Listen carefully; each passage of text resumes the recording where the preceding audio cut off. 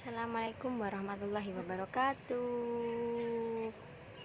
Jumpa lagi di channelnya Mama Alvin Channel. Suwe ya guys, gak tahu ngonten. Jadi rindu. Gimana kabarnya?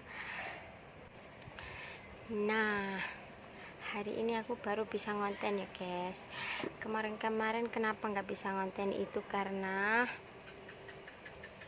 ya aku mau biasa guys, kayak bisa ngonten. Saiki bertambah, anaknya sudah bertambah guys, makanya waktu terakhir aku ngonten itu hamil 8 bulan ya, dan hari ini aku mau ngonten lagi soalnya sudah lama banget gak bisa menyapa para pemirsa semua. Aku juga rindu pengen bikin konten karena keseharianku juga sibuk ngurusin bocil-bocilku, dan hari ini aku pengen sedikit cerita ya guys ya, pakai bahasa Indonesia ya guys ya, soalnya bahasa Jawa mungkin rodok ribet. Nah gini ya guys, aku mau cerita tentang persalinanku. Pasti pemirsa semua tahu ya kalau aku punya balita usia 1,5 tahun ya kan. Nah di usia kehamilanku yang ke-8 bulan aku sudah hamil. Di usia babyku yang 8 bulan aku sudah hamil lagi. Jadi jare wong Jawa iku kesundulan utawa bayi pitu meteng telu, jarine sih guys, jarine wong-wong ngono iku lho. Nah anakku yang pertama dan yang kedua itu kan normal. Nah terus tak pikir ya kalau kesundulan itu kan jaraknya sangat dekat. Tak pikir itu ya pasti aku itu gak pernah ragu-ragu, pastilah yakin kalau aku itu pasti lahiran normal gitu ya guys. Soalnya pertama kedua ini normal semua tanpa ada kendala suatu apapun. Habis itu waktu itu tanggal 19 waktunya kontrol cek itu kehamilan, aku datanglah ke salah satu rumah sakit di Surabaya Barat. Aku emang terbiasa sudah periksa di situ guys, aku nggak periksa di bidan-bidan. Nah aku periksa waktu itu tanggal 19 jam 4 sore aku berangkat. Nah aku datang, kemudian waktu giliran aku biasa saja, tidak ada keraguan. Waktu namaku dipanggil, aku masuk ke ruang USG itu.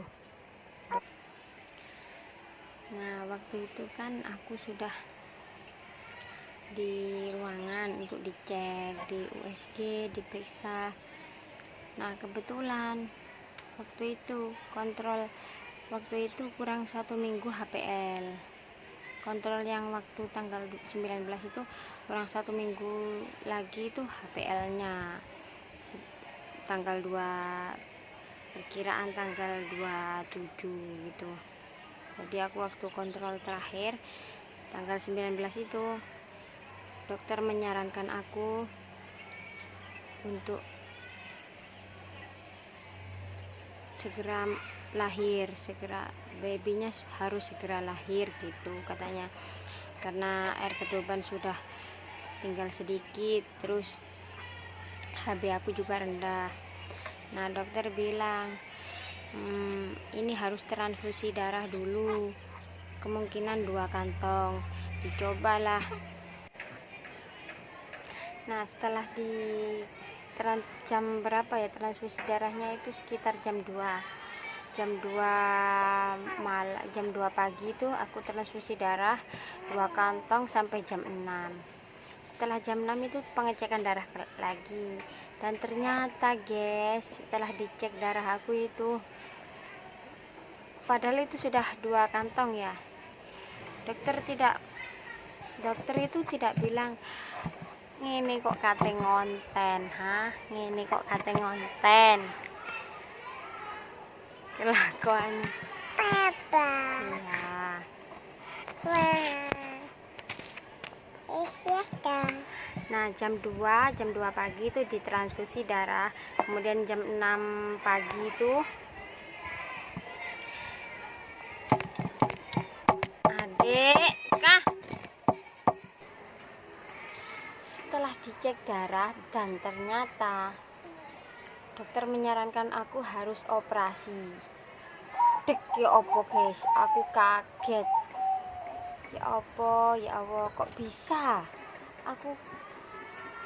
Dan dokter tidak berani untuk memberikan obat pendorong, itu tidak berani, soalnya takut adanya perdarahan. Jadi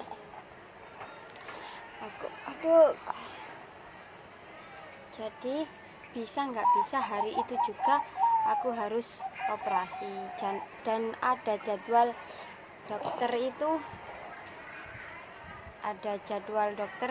waktu itu operasi jam 11. Nah, suamiku itu sudah dikasih tahu sama dokter mau apa enggak, kalau mau tolakan atau iya setuju. Dan suamiku pertama menolak, ya jam 8 pagi itu ditolak, tanda tangan penolakan. Soalnya suamiku pengen aku lahiran normal, karena suamiku bukan takut akunya itu, bukan takut keenakan operasi nanti nggak apa itu, nggak ngerasain sakit, bukan seperti itu. Suamiku tuh kasihan kalau nanti habis operasi itu aku di sini tuh kan jauh dari orang tua, jauh dari saudara, takut nanti mau nyuci, mau ngapain, mau gendong anak, itu kan kalau sendiri kan habis operasi itu nggak bisa gitu guys. Nah, suamiku mikirnya ke belakang seperti itu ya. Jadi ditunggu sama suamiku, siapa tahu bisa lahir normal. Dan jam 10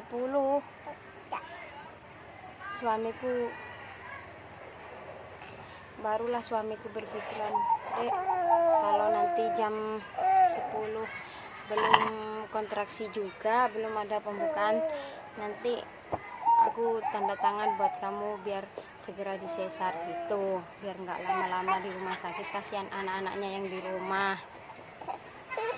Nah, waktu itu ya udahlah ya, nggak apa-apa, aku pasrah aja. Sebetulnya ya hatiku masih kaget ya guys, nggak ada rencana apapun. Biasa kan kalau mau sesar kan sudah ada rencana gitu. Biasa kalau mau sesar itu kan sudah ada rencana. Nah, itu nggak ada rencana, tiba-tiba aja disuruh sesar. Nah, disesar lah aku jam 12 siang, itu jam setengah 1 lahir. Dan babyku baby girl, babyku cewek, alhamdulillah. Sudah 2 cowok dan 1 cewek, alhamdulillah.